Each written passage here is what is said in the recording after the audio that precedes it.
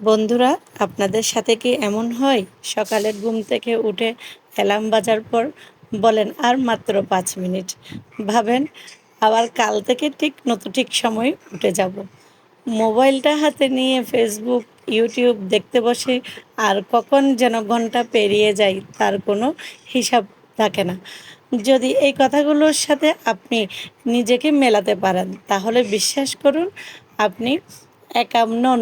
এই অদৃশ্য শত্রু, যার নাম অলসতা, আমাদের সবার ভিতরে কম বেশি থাকে, এবং এটি একটি মিষ্টি বিষের মতো, যা বর্তমান মুহূর্তটাকে আরামদায়ক করে তোলে কিন্তু ভবিষ্যৎকে ধীরে ধীরে ধ্বংস করে দেয়। আজ আমরা একসাথে এই শত্রুকে চিনব এবং একে হারানোর কিছু বাস্তবসম্মত কৌশল নিয়ে কথা বলবো। আসসালামু আলাইকুম এভরিওয়ান, আপনারা সবাই কেমন আছেন?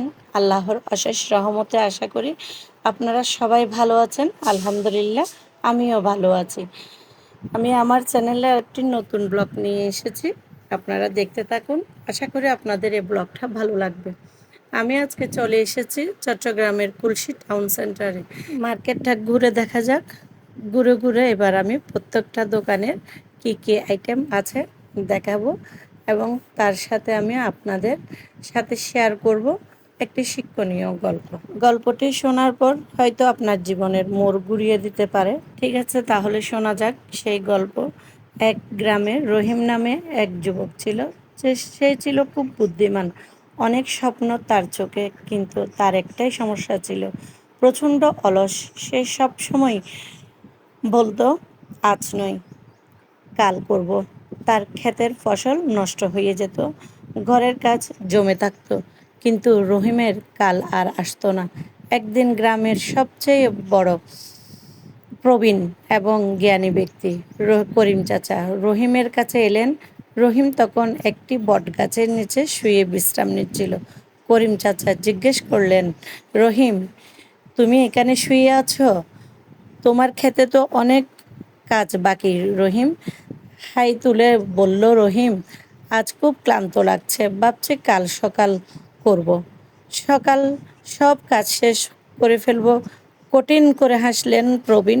তিনি কোনো উপদেশ দিলেন না, শুধু বললেন, রহিম, এই যে গাছটার নিচে তুমি শুয়ে আছো, এর দিকে একবার তাকাও। আজ থেকে সে বহু বছর আগে ছিল এটা একটা ছোট্ট গাছ, চারা গাছ। প্রতিদিন একটু একটু করে সে মাটি থেকে রস নিয়েছে, সূর্যের আলোর জন্য লড়াই করেছে, ঝড় বৃষ্টির সাথে যুদ্ধ করেছে। যদি একদিন ভাবতো আজ তাক, কাল নিব আলো, তাহলে সে কি বড় হতে পারতো, তোমাকে ছাড় দিতে পারতো? রহিম চুপ করে রইল।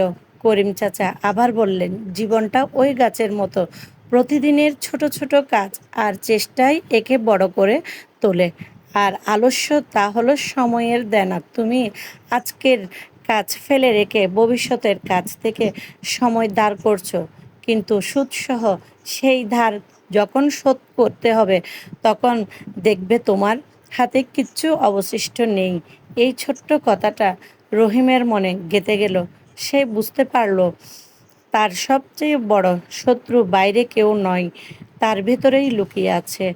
বন্ধুরা, রহিমের গল্পটা আসলে আমাদের সবারই গল্প। আমরা আলস্য করি কেন? এর কয়েকটি কারণ রয়েছে। এক, আমাদের লক্ষ্যর অভাব।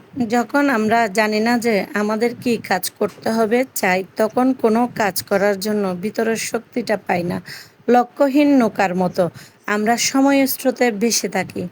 দুই, ব্যর্থতার ভয়। অনেক সময় আমরা অনেক কাজ শুরুই করি না, কারণ আমাদের মনে ভয় থাকে, যদি আমি ব্যর্থ হই। এই ভয়টা আমাদের প্যারালাইজড বা অবশ করে দেয়। তিন, অতিরিক্ত চাল।